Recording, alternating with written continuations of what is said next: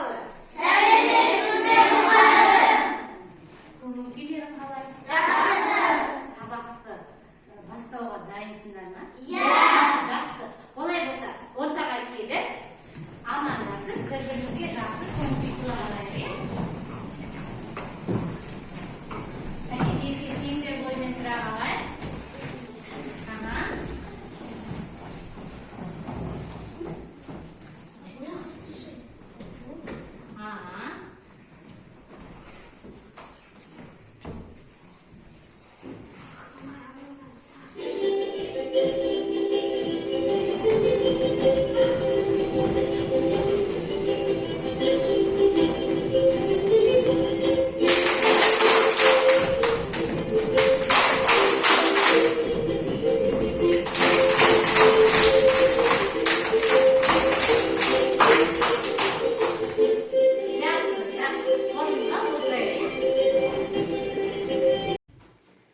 Балалар, амандасып алдық, сергіп алдық. Енді өткен тақырыпты бір қайталап өтейік.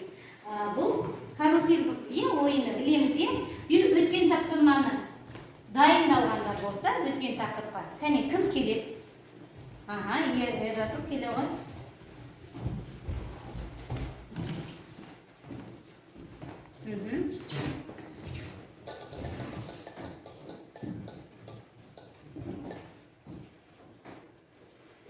Кейіпкер қандай шешімге келді? Ең соңында бұл, ең соңы.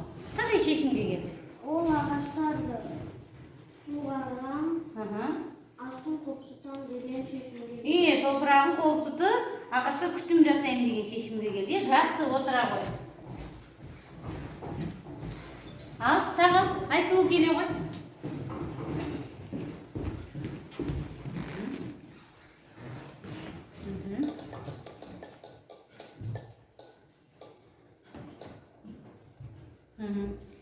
Кейіпкерге қандай ағаш ұрысты дейді? Қандай ағаш ұрысты дейді? Орманда.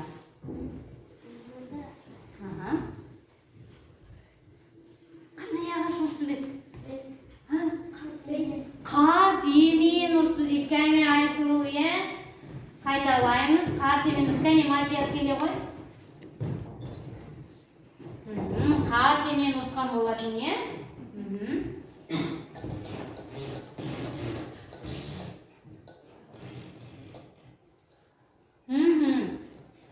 Кейіпкер қандай оқиғаға тап болды? Кейіпкер Ағаш отырғызып? Ағаш отырғызып. Оған не істеген жоқ? Оған суырған жоқ, астын қопсытқан жоқ. Сосын орманға барғанда? Шешіп жатқанда Оған ағаштар не істеді? Ұрысты. Жақсы, жақсы. Тағы кім? Алсандар келе ғой.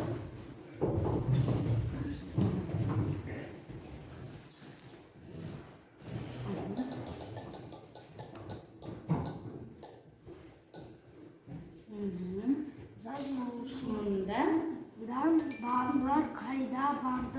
Балалар қайда барды? Өзенге. Өзенге не істеуге барды? Шомылу үшін. Жақсы. Ал балалар, енді бүгінгі сабағымызды бастамас бұрын тақырыпты ашып алайық. 4 сурет, бір сөз деп аталады.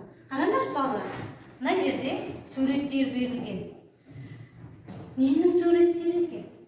Жыл мезгілдері, яғни бүгінгі тақырыбымыз не туралы деп ойлайсыңдар сонда?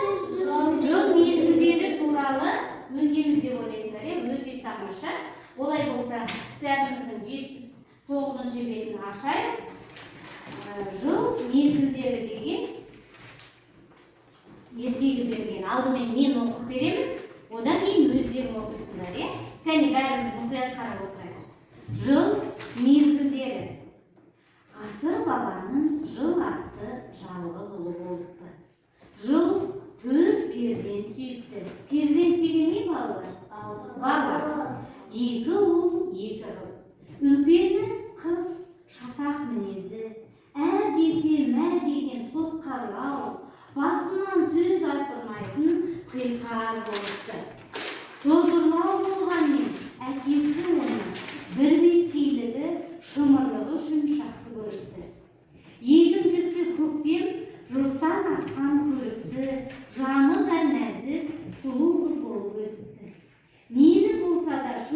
көңілден қабылдайтын. Сезімталдығы мен көркемдігі үшін оны бәрі де жақсы көреді екен. Үшіншісі, жас әпкесіне қарағанда ашық жарқын, жайдары мінезі, көңілді қыз болып өсіпті. Ол аузын ашса көмейі көрінетін адалдығымен, таңғы шықтай мөлдір пәктігімен көпке қонақты. Ал ең кенжесі Күз өте ерке болып өсіпті. Сәл нәрсеге бола ренжіп, бұртиып, қабағын түйе қалады екен. Кейде балаларға өкпелеп, әрең іркіп тұрған көз жасын тия алмай, төгіп жібереді екен. Әйтсе де Күзді жомарттығы мен ақкөңілдігі үшін бәрі де ұнатты. Не туралы екен балалар? Әр мезгілге сипаттама керек еткен екен, қандай мінезді екендігі туралы. Олай болса, өзіміз іштей бір рет әдемілеп оқып шығайық, бір рет, содан кейін тапсырма орындайтын боламыз.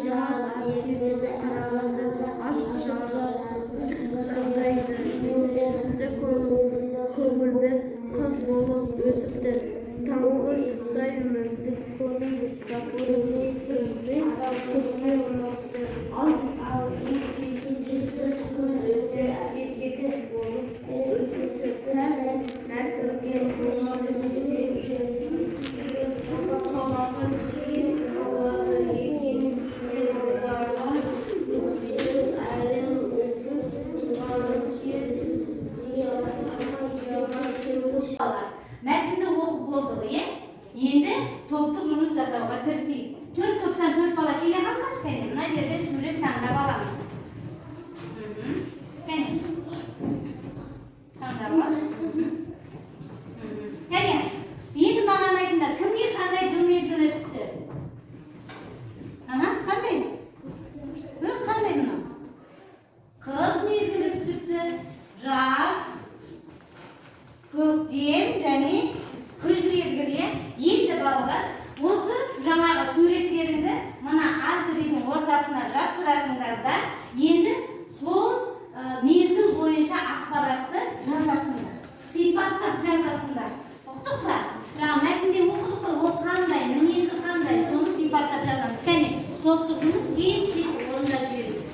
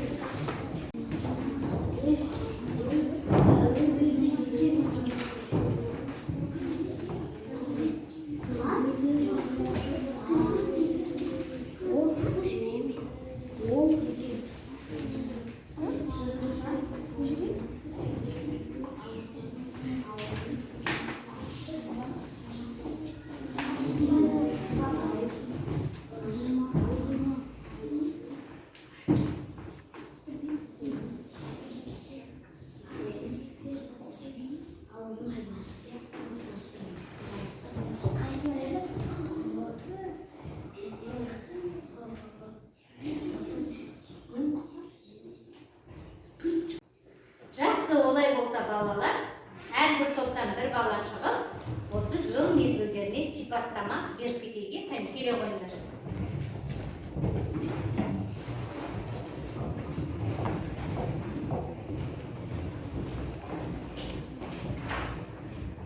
Мадияр, сендерде қандай жыл мезгілі? Күз. Ол қандай? Өте болып өскен. Кішкентай нәрседен үйреніш. Жомарт және ақ күн. Жақсы, тамаша. Сендерде қандай жыл мезгілі? Көктем. Жылдан асқақ көрікті, жаны да нәзік, сұлу қыз болып өсті. Нені болып да шын жүрегімен көргендігі үшін оны бәрі де жақсы көреді. Жақсы, көрікті, нәзік, сұлу қыз дейді. Ал сендерде? Қыс мезгілі. Әдесін әдекен сұрқалы болды, сөз асылын айтқан тұлпар болды. Бір беткей Шымырлығы үшін жақсы көрді дейді. Ал Айсұлу, сендерде қандай жыл мезгілі? Жаз мезгілі, қандай ол? жаз әпкесіне қарағанда ашық жарқын жайдары мінезіне көңілді қыз болып өсіпті. Не дейді? Таңғы шықтай мөлдір, пәктігімен бәрі оны ұнатты дейді. Сонымен келісеміз бе, балалар? Жақсы, қараңдар. Күз қандай дейді? Жомарт дейді. Көктем қандай дейді? Көрікті дейді, сұлу көктем дейді. Ал қыс қандай дейді? Қаһарлы, қиқар дейді. Ал жаз қандай дейді? Жайдары, ашық, жарқын дейді. Жақсы, отыра қойыңдар. Сонымен, балалар, бүгінгі сабақ сендерге ұнады ма? Не туралы өттік? Сабақты түсіндік бе? Жақсы. Олай болса, қазір мен сендерге мына корзинада қағаздар, сөздер берілген. Өте жақсы түсіндім, аздап қана түсіндім деген жаңағы карточкалар жазылған. Соның ішінен өздеріңе керектісін таңдап аласыңдар да, мына жерде өте жақсы түсіндім деген бар, жақсы түсіндім және аздап түсіндім дегенге барып тұра қаласыңдар. Ұқтық па? Ал жақсы.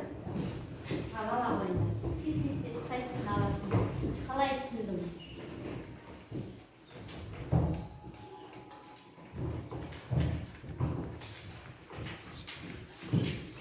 Алып болдық па?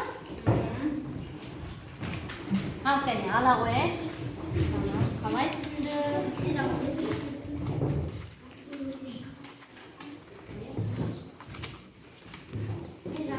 Қалай түсіндің? Өте жақсы түсіндің ба жоқ? Аздап түсіндің ба? Жақсы түсіндің ба? Жақсы, ал. Кәне.